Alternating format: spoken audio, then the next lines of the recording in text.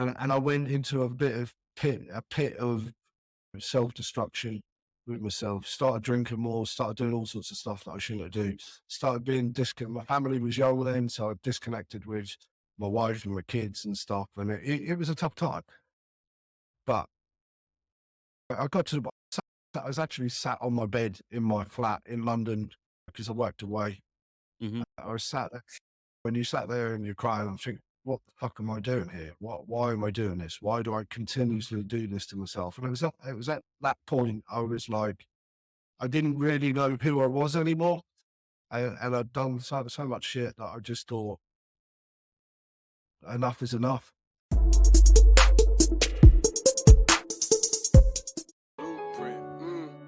This conversation about building up your blueprint. It's time to take it, cause time is wasted. Go grind and chase it, don't lose it. This generation need integration with information to move with. An inclination that is abiding in entertaining improvement. Yep. What's going on, ladies and gentlemen? Welcome to the Respect My Blueprint podcast. I'm excited about today's guest. We got another successful entrepreneur on the platform, and he's going to share his story from across the seas. All right, we're global over here. All right, DJ Khaled said in one of his albums, if I'm not mistaken. But we're going to hear more about this gentleman's journey as well as his success and rise to fame. I want to go ahead and welcome founder and CEO of Cox Capital. Well, no, I'm sorry, Cox Capital. Founder and CEO Matt Cox. How are you doing today, my friend? I'm very well, Wes. Thank you for having me on. It's a pleasure to finally get on screen with you. Yes, we've been trying to, the audience don't know this. We've been trying to make this happen for quite some time, but we're here. Okay. And before we go ahead and get into it, the nitty gritty and everything, because I've done my homework on you, but the audience hasn't. So if you could go ahead and start off by telling the audience who you are and how you became the man who you are today as well. Well, that's a long story, but in short, I guess so. My name's Matt Cox. I'm the CEO and founder of Cox Capital. I actually own multiple businesses, and it's been a long journey. I'm a commercial expert by trade. I worked in the corporate world for a long time, built my way up from the bottom, working in the stores, picking and packing, shipping out goods and stuff like that. Worked my way up through into procurement, commercial, up to the tops of commercial directorship with some of the big companies. And then it got to a stage in my life where enough was enough. I'd had enough of the corporate bullshit, to be honest with you. And I just decided I need to do this on my own. I spent a lot of time making other people a lot of money, saving other people a lot of money. I was working on multiple contracts that are in the region of £3 or £4 billion spend at a time. And it got to a phase in my life that we were actually working on we got through a project and we'd applied liquidated damages as part of the process. So in simple terms, the contractor had defaulted on their scope of work.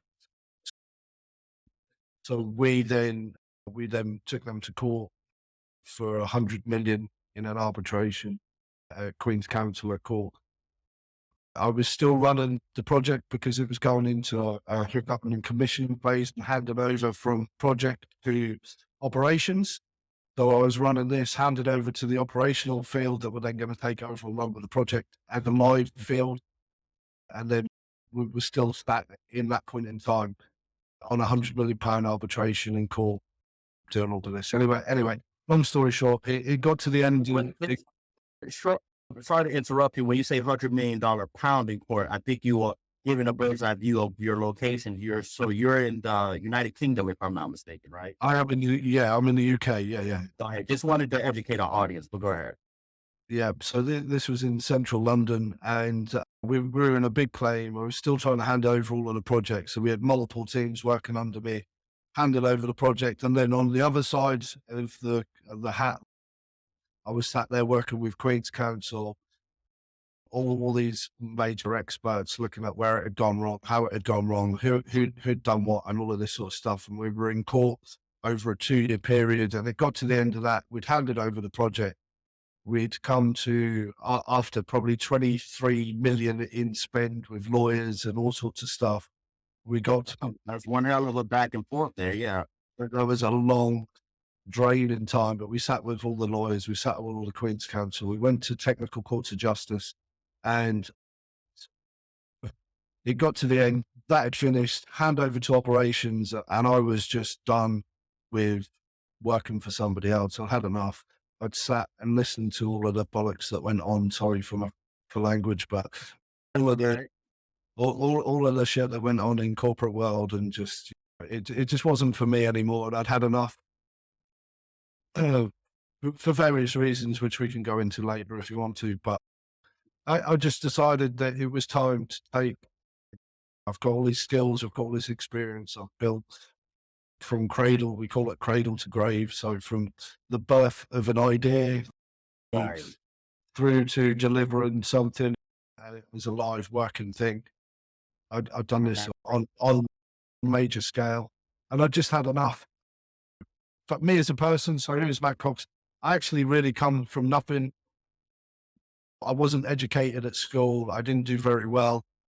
I grew up as probably a lot of teenagers do in London and probably all across the world, getting into trouble, going out, causing trouble, being in trouble, Right. doing all the wrong things that Sorry you for do, us entrepreneurs. Yeah. Go ahead. doing all the wrong things. That's really what made me who I am, and that's really what brought me to where I am today, along with the highs and lows of everything that goes on throughout your life as you go through it. But yeah, Right. Hey, we got to touch on, of course, the highs and lows of entrepreneurship and the trial and tribulation, but I wanted to touch on your upcoming, as far as you said, corporate America, not corporate America, I'm sorry, just being in the corporate world, right? Now, obviously, you was sick and tired of being within the corporate world and everything, but a lot of entrepreneurs, especially this day and age, they subscribe to the instant gratification approach, which is easily nowadays with social media and everything. But do you feel like experiencing the failure of what you went through is a prerequisite nowadays in order to achieve success? Because you just, again, outlined how you had to go through that trial and tribulation, uh, but how society is, it's a tough pill to swallow nowadays. So what's your thoughts on that? yes. So society, I think, is brainwashed to think that everything's easy and you can make $1, just doing anything that you want. It's not possible. I was in the corporate world for 25 years. I started at the bottom in the stores and worked my way up. And I think for me, if I hadn't have learned from the people that I'd learned from, I had some very good mentors along at every step of the journey, but not just the mentors that you have working with you, teaching you the ropes because they've been in what they've done for 20, 30 years themselves. But if you don't listen and you don't learn and you don't understand from all the mistakes that they've made and the ones that you make along the way, then you don't learn anything. Nothing's given for free. You can't just wake up in the morning and all of this shit, because some of these kids nowadays, they might be an overnight success. They might luckily turn millions of pounds. I think that's very rare. I don't think it happens very often.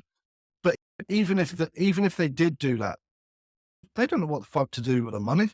They don't know how to invest the money. They've gone from having nothing to having all this money and then going, shit, what do I do with it? Good point. And this, you just don't know what to do with it. And then it becomes self-destruction because you think you're amazing and you go out on the champagne and pulling all the girls and doing all the shit that you do. And then you wake up again and it's all gone. So, And it's all gone. Which is, it's just, which is, sorry to interrupt you, because that's the ethos of this platform, the Respect My Blueprint, because you hit the nail right on the head. You got to have a blueprint on whatever it is you do, and having a mentor is like that cheat code to the access to that blueprint, right? Because 100%. tell you the do's and don'ts. But so far you've well qualified yourself to the audience, right? 25 years corporate America, successful exits, right? Like you said, $10 million or more and everything. So I just wanted to set the stage by that. So therefore the value and the gems you're dropping from, like you haven't already, but this point on, everybody could really tune into, right? So Yeah. with that being said, okay, tell me a little bit about your thoughts on today's world of entrepreneurship, because 25 years ago, we're in a different era from then to now. Back then it was industrial age. Now it's AI and technology and everything. So how have you been able to adapt in today's world of business and entrepreneurship? I think we're a million miles away from where we were Okay. 25 years ago. So the opportunities are around us everywhere. And if you focus on the right things, then success is a lot easier to achieve than it was 25 years ago. Uh, Now there's millions of automations and things that can send out stuff at the touch of a button or via automation that you do it. Before 25 years ago, we were at the age of technology and phones just coming out. So you have to jump on Right. a phone. You have to go meet somebody. You have to meet. There's a lot of meet in person. There's a lot of going to various different things. And I think we've spoiled a little bit, which has killed society a little bit, because a lot of people, a lot of people don't meet in person now, and a lot of people don't do the business the way I think personally it should be. So yeah, it's a very different world, but there are a lot more opportunities and a lot more ways that you can make and earn money due to the internet and everything that's available to us now. Oh, of course. In my perspective, we're in the era where this is the easiest time to make money, right? Yep. There's never going to be a better time than now to make money. And of course, it's just the power of information, right? So think about it. 10, 15 years ago, we couldn't even do this, what we're doing right now.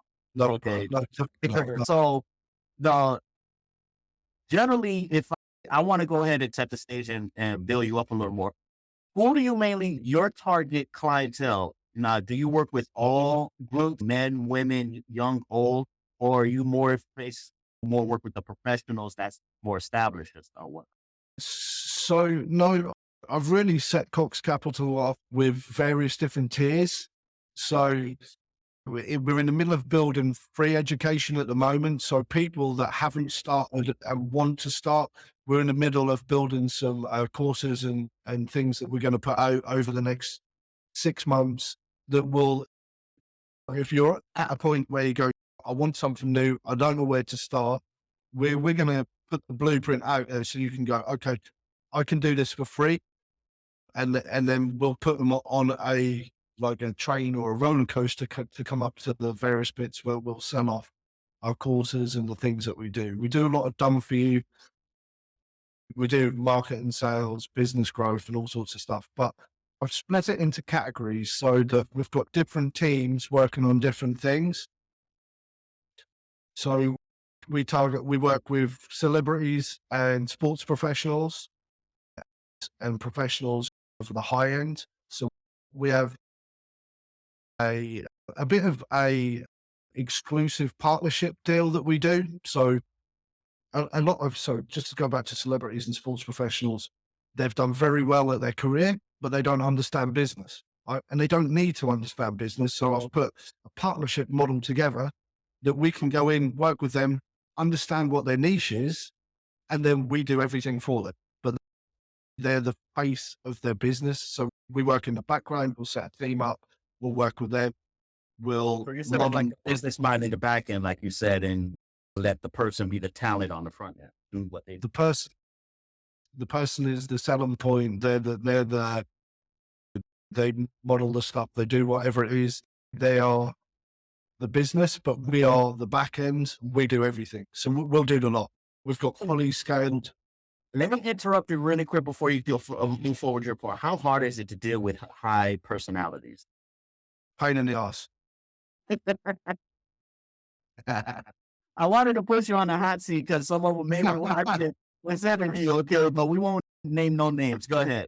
Yeah. No, it is very difficult because they're set in their ways. They've been used to being given everything, Right. and having everything done for them. So it is difficult. It's a learning phase that you go through. But once you get to know the person, that you're dealing with, and you get to build a friendship, and they get to trust you and understand that everything you do is delivering them a service and providing them stability and wealth for their future past their celebrity career or past their sports professional career or something like that. So, Right. so we're really building the back end of their future and ensuring sustainability with revenue coming into them. And they're, as long as they listen and do the things that we tell them to do, and not tell them, what we ask them to do, and we coach them around the things that we need, then our model that gets plugged into them that does everything else in the background. We build everything, we put them into our systems. We do absolutely everything from the marketing to the sales to the fulfillment to everything. So as being a professional or a celebrity, it's like a dream come true for them, because everything that is just done for them. It's not for them. It's like a all-in-one approach, which, hold on, you're scaring a little bit of the audience here, because people that's watching this show, they don't have the same status and resources as celebrities and high net worth individuals, right? But No. on the flip coin, though, you did start off that segment by saying how one of your secrets is just putting content out there, free educational courses and everything, Free right? educational for those. Yeah. I want, yeah, go on. Sorry. Expand on that a little bit, especially because I really wanted to emphasize, because I highlight this on my platform, how important content creation is in 2024. Especially, it doesn't matter if you have a hot dog stand on the side of the business or you have a $10 billion company, content creation is the key nowadays. So I wanted to get your thoughts on that.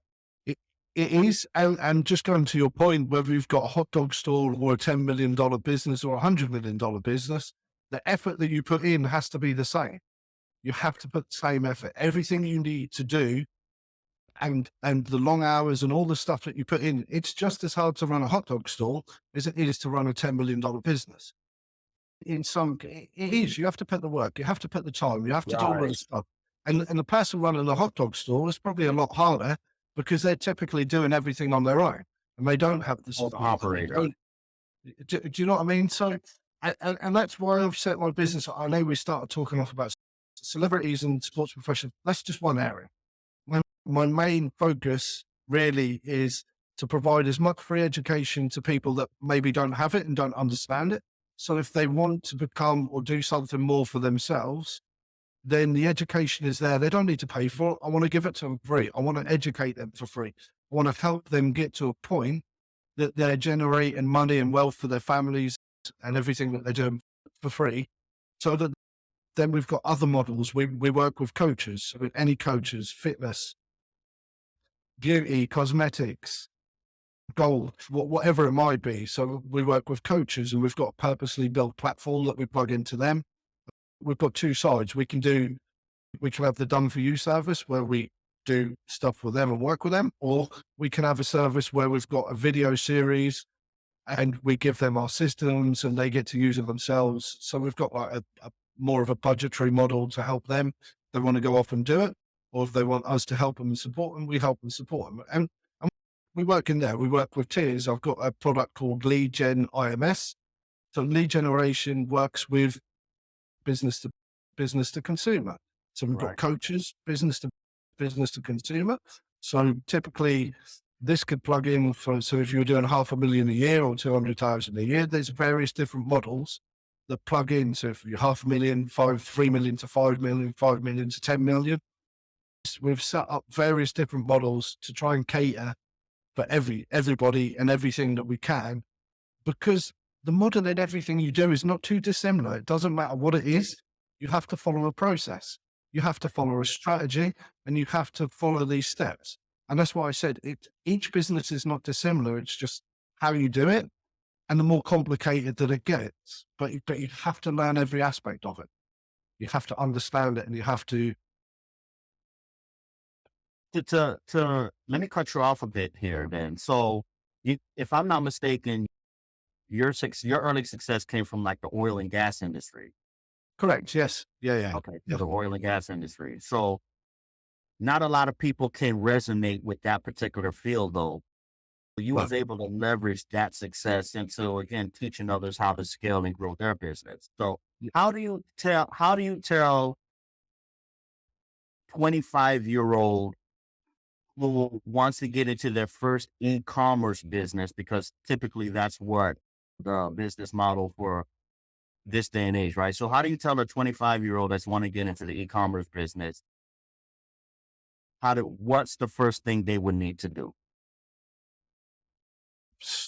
so the first thing that they would need to do is invest their time outside of their current job to, so I would never say quit your job. Do not ever quit your job until your new business, your e-com business is making enough money to take away the wage that you're earning from your day-to-day business. You So need to don't quit your job. That's what you're saying. A lot of people are against that, but go ahead. Yeah.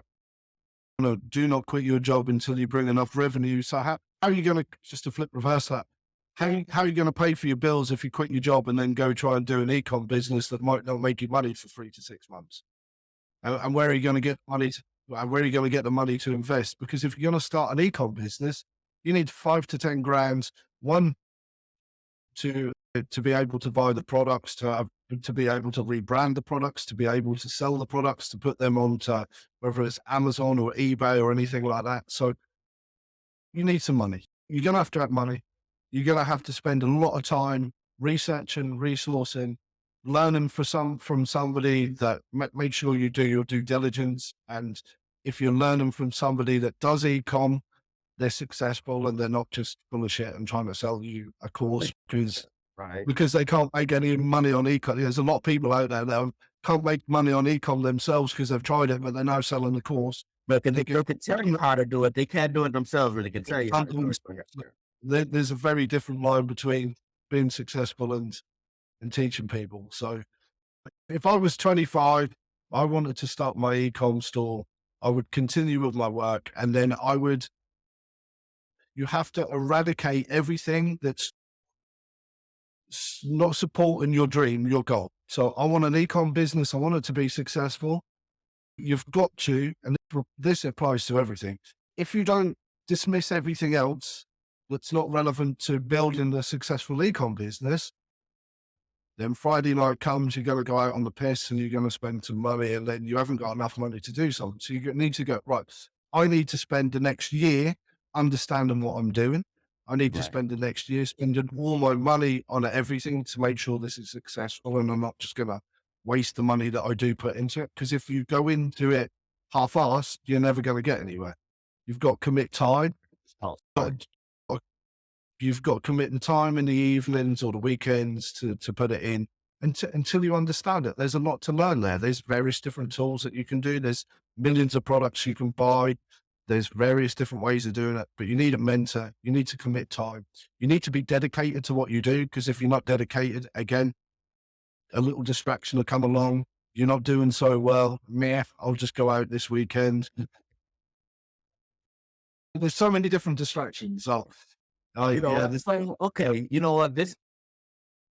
Listen, if you're having a hard time understanding how credit works, or you want a better understanding of how to boost your credit, you definitely want to check out Uptrend Credit on learning how to leverage your credit to hit your goals. Now, Uptrend Credit is an easy-to-use credit monitoring platform that's utilized to help close the wealth gap with the right resources in helping you doing so. So definitely check out uptrendcredit.com to see how you can help stay on top of your financial goals. Story time, right? I want to entertain the audience a little bit here, right? So us entrepreneurs, we always have the biggest fuck ups of our lives.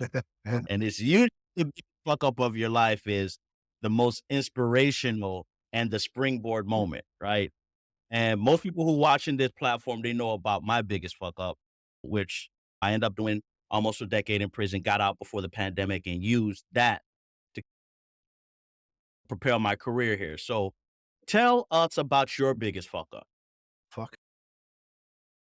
Do you know what? I've fucked up so many times. I really have fucked up so many times. The biggest one. The biggest one. I really don't know. Honestly, I've made so many different mistakes, and I think, and not to divert from my biggest mistake, but I think you continue to make fuck ups until you realize they're a fuck up and you change what you do. So Oh, I wow. think so we do, we live on an ever evolving circle, right? And until we change that circle and we realize, hang on, I'm doing this shit over and over again, we don't step up to the next phase. And then you go along the circle again and you make fuck up after fuck up. And then until you keep doing that, you don't reach the next step of your life, your career, whatever it is. Similar to you, I've done some dumb shit in my life. I think the biggest things for me is addictions and stuff like that. You self sedate on life because it's a bit of a getaway from reality. So whether it's drinking, God knows what, on a weekend, you self sedate because you're so focused on things. And honestly, I've made a lot of mistakes. I honestly can pinpoint. I think probably one of the biggest things is probably when my dad passed, and I got dropped. Not got dropped. Let me tell you a story. So you've probably heard some of the story anyway, but when this goes back to 2013, 14, something like that. 15 passed, but 13, 14, 15. This was at the optimum of my career. I was starting to make massive progression within my career. I was making a hell of a lot of money. I wasted a hell of a lot of money going out, spending money, thinking I'm cool, doing all the shit that you do, not investing it in things that I do, because I've earned millions, but I've spent millions on shit. Bullshit. I've- Right. Shit. Yeah. Like bullshit. 100%. And I've got family, kids at that time. But my father, so I was negotiating a contract, 300 or 400 million.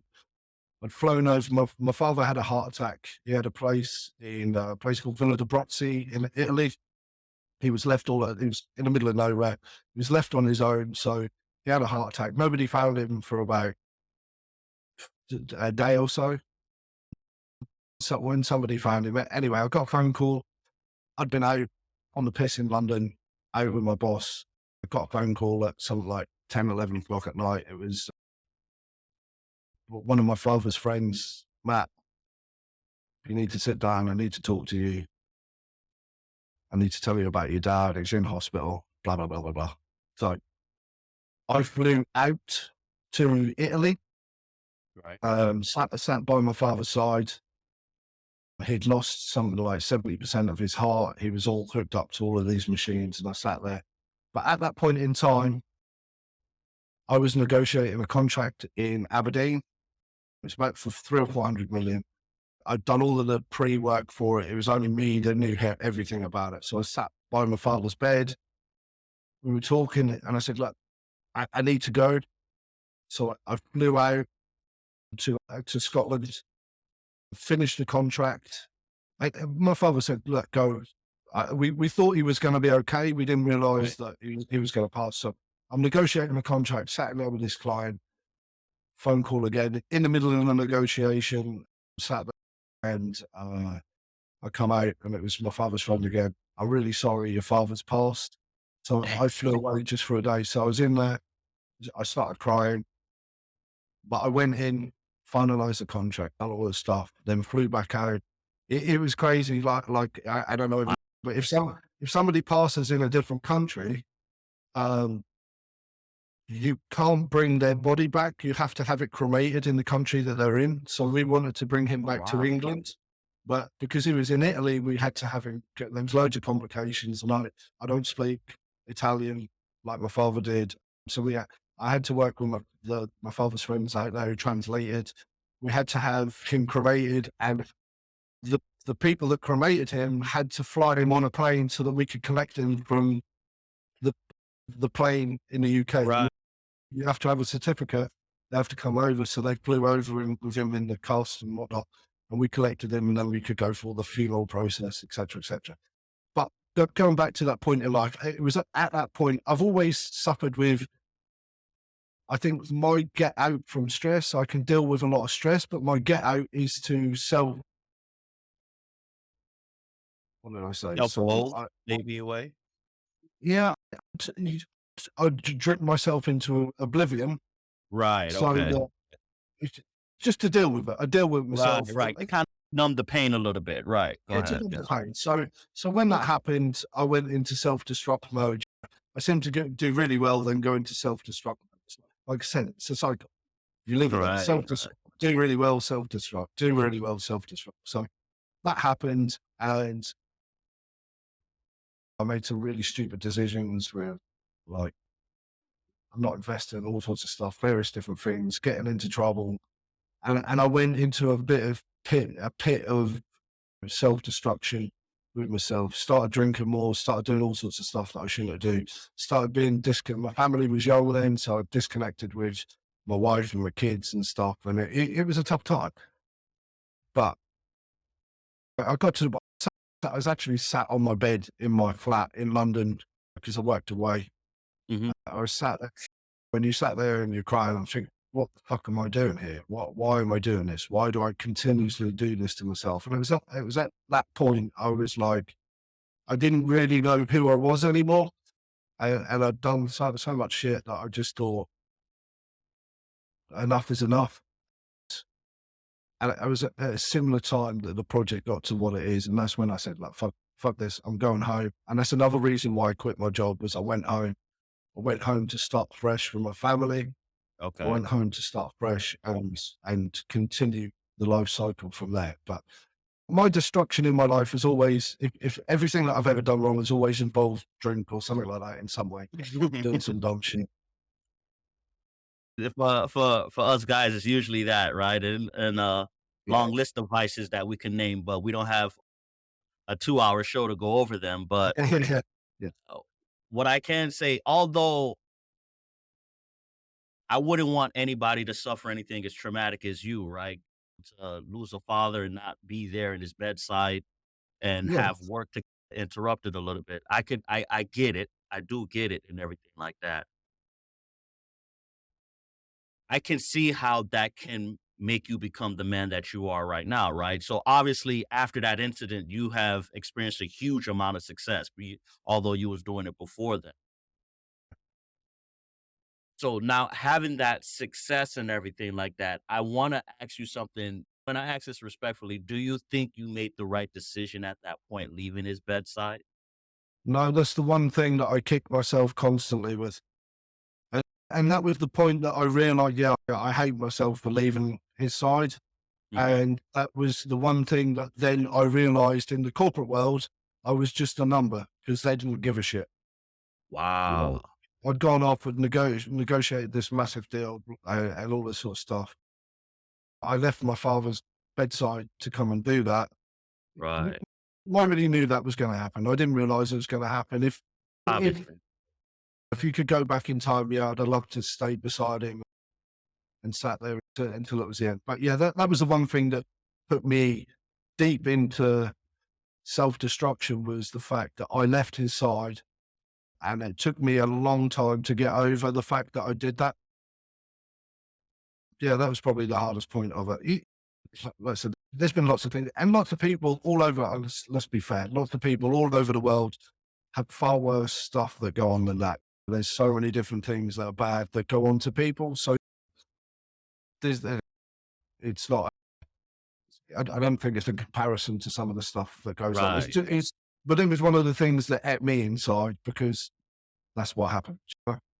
Okay. Which now I want to go into. So you shared with us your personal losses. There's any professional fuck ups that you would like to share? And I say this is because although I started off the question by just saying going through a fuck up is usually the springboard moment, I should have been a little bit more precise. Is that first failure in business, right? Because you have to have that taste of loss in business. Is like, okay, I know what not to do again when it comes to certain leadership skills or investing in a business and everything. So what was your first business loss that you had to experience? So from not my personal business, but from being in business with other Right. companies, I can remember when I was 16 years old and I worked in a warehouse, time like I said, in the stores, and we were supplying stuff offshore to the oil rigs and platforms. Right. And there was a really important product that was supposed to go out to the rig that was flown off to the rig. And actually, there was two products that were identical. One was male and one was female. The teeth were slightly different. I picked the wrong one. So there's these things that I won't go into the detail. But Okay. the bits on the product, one was male, one was female, and they had slightly different bits on it. I sent the wrong one, and I shut down the rig for about a day or so, which cost several £1,000,000. And I was hauled into the office. Damn. Yeah. It's like, Matt, get in here. We need to talk. Right. Yeah. So yeah, I fucked up, and that's a big lesson. So yeah, you just cost me a lot of money. The first lesson in that was fucking read what I'm doing, what Right. Make You sure definitely tell yourself you wasn't doing that again. no, that won't happen again. Right. Yeah, But this is what was the bigger lesson you learned off that moment, off that incident? Right. that you need to be diligent in everything that you do. You need to ensure there's consequences for everything that you do. So every action has a reaction. Everything you do has a consequence. And I guess that was the first lesson in that something that I did had a serious consequence for a lot of other people, not people, but it was monetary value and all that sort of stuff. So my actions had consequences, and that was my first lesson in what I did made a difference to somebody else in a business term. In the So business yeah, term, right, right. in a business term, I've made, I've started, I've always been entrepreneurial. I've always tried to, I've got gypsy in my family and stuff like that. And I've always as a young age, trying to do this. How can I make some money? What can I sell? What can I do? Right. What You've been a different hustler things? pretty So, much. I, yeah. I've sold everything that I could possibly sell to try and make some money. And that's when you start learning. Do the right things. You sell the right things and the right stuff. So we've all been there and we've done things that we shouldn't do. We Real try to talk. sell things that we probably shouldn't have sold, but It's not. yeah, It sounds like you graduated from the School of Hard Knocks as a valedictorian, obviously, right? Because you went through what you went through, and you came out the way you came out. So, and I yeah. applaud you for that, right? So now, there's a couple of more questions I want to ask you before we wrap up the show. So I want to give some value and gems to the audience and everything, like, right? So Mhm.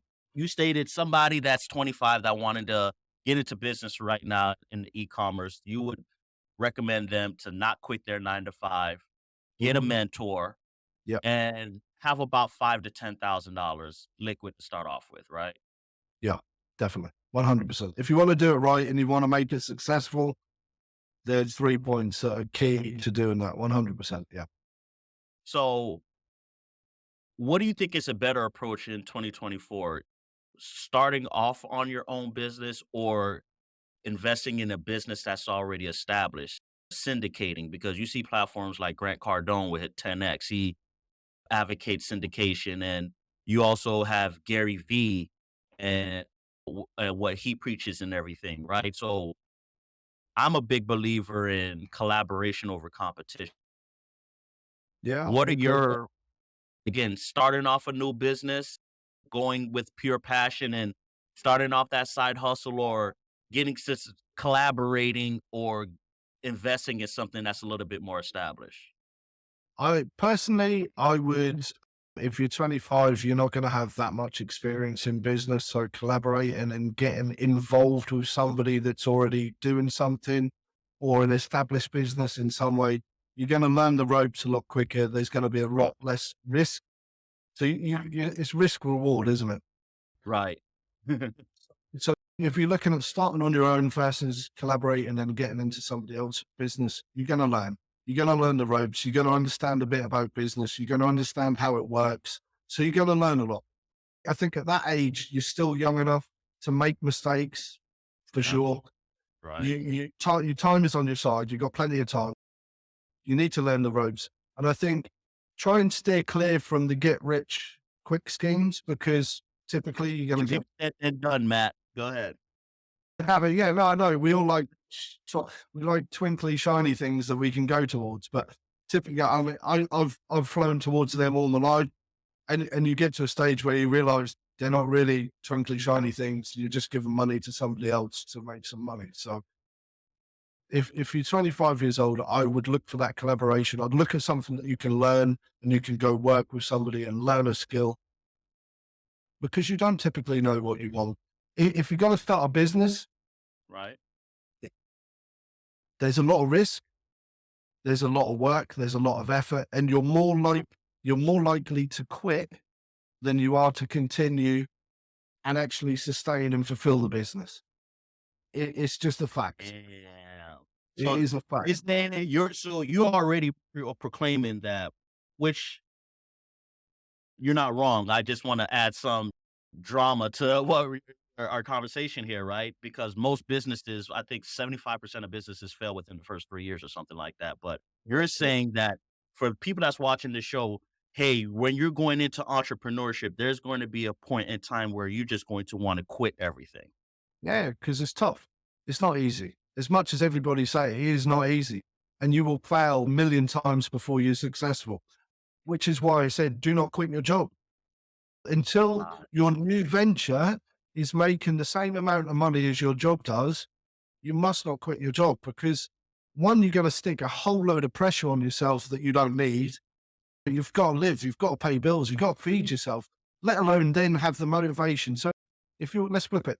If you're focused on finding money to get some food because you quit your job and you're chasing this dream, Right. how much time are you going to spend on your dream? You're not, because you need to eat, you need to wash, you need to pay for your bills. You've got electricity bills. You've got money going out left, right, and center. Your focus on your business is going to go like this, and you Right. focus on earning some money. And then, to be fair, this is where people get in shit, because then they look for quick money and they make mistakes and they get loans, or they go out and they sell drugs and shit like that, and then they get in trouble. And if you're building the trouble up, your focus on your business is here. So are you more likely to quit this thing that doesn't work? 100%. Are you more likely to get in shit for stuff because you need money to eat?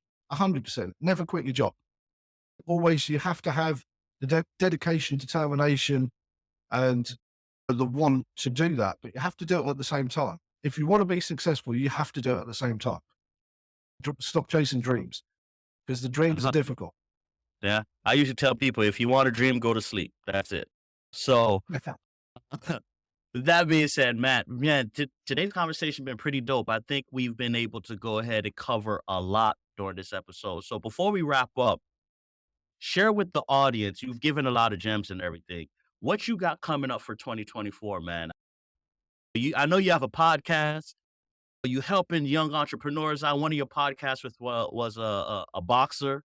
I seen that episode there. That was a pretty dope episode. I like that. Okay, So you've watched Candid. Nice. yeah.